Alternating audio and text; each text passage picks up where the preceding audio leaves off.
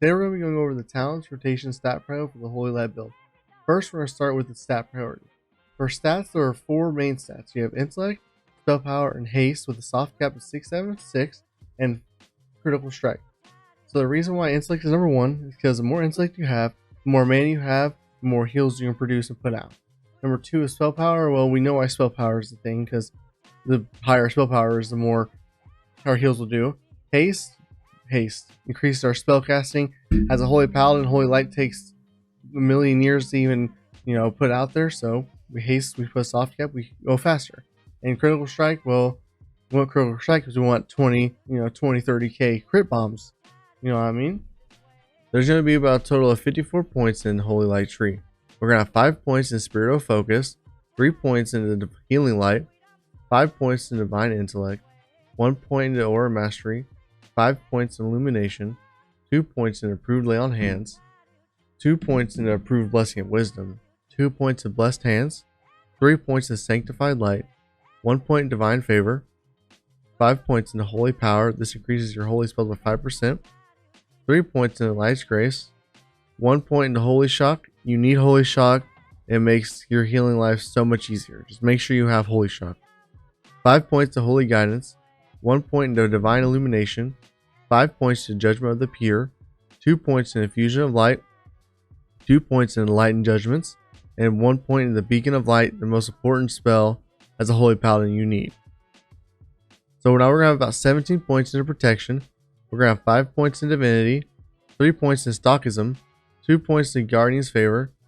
It depends. You can have 4 points in Toughness, or what you could do is do 3 points into Prove Righteous Fury and 2 points into Divine Guardian, whilst having 1 point in Divine Sacrifice. Now that we went over the talents, I'll be going through the single target rotation. You're ultimately expected to keep the tanks alive. All through TBC, you are referred as the tank healer. Even in Wrath, it's the same thing. This means at all times, you must make sure that Beacon of Light is active on one of the tanks and switch it accordingly depending on the main tank. You will always want to be using Seal of Wisdom due to the glyph we have chosen, Glyph of Seal of Wisdom. One of the important things that all Holy Paladins should have in mind is the fact that they will have to maintain the Judgment spell on their target, simply using it on cooldown. The Judgment used by all Holy Paladins is the Judgment of Light, because it's one of the most important AoE heals you have besides Holy Light with the Holy Light glyph.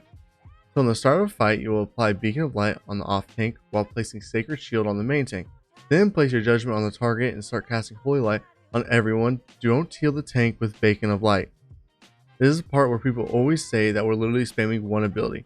But in reality, what we'll have to do is restore Judgment on cooldown on the target, use Holy Shock on cooldown on the player with the lowest health apart from the tanks, in order to empower your Holy Light, and lastly manage your mana with the Divine Illumination, Divine Plead. Divine Plead should always be active. This will help you keep your mana full 100% of the time. Now that we have the main spells that we are going to be using, we will move into utility, because after all, we're not a simple heal bot that provides healing to targets. So what you're going to need is Divine Sacrifice. This is a very strong defensive cooldown that can block high amounts of damage. Always be used in order, especially when there are multiple Holy Paladins or Prop Paladins in the raid, since you'll never want to waste it overlapping it.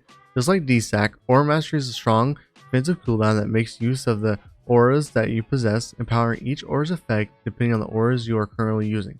For example, in Nax 1025 man, you want to have the Frost Resistant aura, or Gar Frost in the Pit of Sauron to help mitigate the frost damage. So, lastly, we should mention that Holy Paladins often forget to make the use of Lay on Hands. This ability is often known as the oh shit button of the Paladin classes besides the bubble. Most people are reluctant to use it due to high cooldown, but it's the help of our talents and our glyphs we can reduce the cooldown in order to make proper use of Lay on Hands. With the correct use of the rotation, you will definitely become the very sought after healer and a must-have addition to any raid encounter. So for the AoE rotation, this is much more simple. We use Judgment of Light, a spell which shields everyone hitting the target for a percentage of the health pool. Second, we possess Beacon of Light, a spell which makes healing possible for both the tanks for 100% of the healing done to the other tank. Or you can use it on maybe just one tank, another party member, or a raid member. Endless possibilities. Lastly, we did talk earlier in the guide about one of the must-have necessity. This is being the Glyph of Holy Light. One must-have necessity. This being the Glyph of Holy Light. While it may not seem that strong, we must remember that we do indeed spam Holy Light, and this chunky healing spell will now also offer 10% of its amount to 5 targets in the range of 8 yards of this initial target. If you enjoyed, please leave a like, and if you have any questions or comments, please let me know down below. The next video we're going to be doing is for the flashlight build part. Have a great day. Goodbye!